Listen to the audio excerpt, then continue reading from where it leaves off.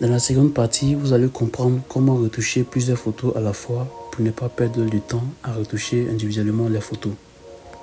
Il est important d'organiser vos photos par lot pour avoir le meilleur contrôle au niveau de la retouche. Nous savons très bien que certaines photos peuvent être surexposées que d'autres. Alors, sélectionnez les photos selon les types de couleurs ou encore de la lumière qu'il y a sur votre photo et vous créez un dossier, vous les mettez dedans. Et lorsque vous allez appliquer vos actions, vous allez savoir quelle action il faut appliquer à tel lot de photos et autres. Et donc, nous allons passer au traitement du premier lot. On va cliquer ici. Vous allez choisir le dossier que nous avons créé. Donc, vous allez rechercher le dossier que vous avez créé sur votre bureau ou dans un dossier peut-être. Moi, j'ai nommé RAW et ici, vous voyez qu'il y a plusieurs lots de photos.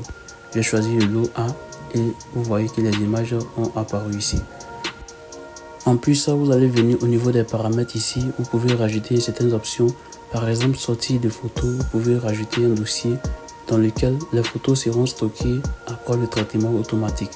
Donc, choisissez bien le dossier dans lequel vous mettez vos photos parce que pour ne pas qu'après vous allez rester là en train de chercher vu que vous avez mis dans un dossier inconnu. Donc, on a fini de renommer pour nous. Ici, on va faire OK.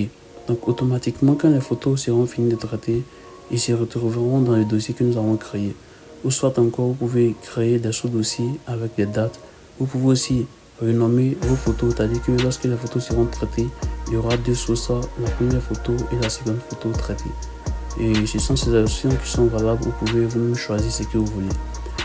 Ensuite, vous devez choisir parmi les presets quel preset vous allez appliquer sur vos images.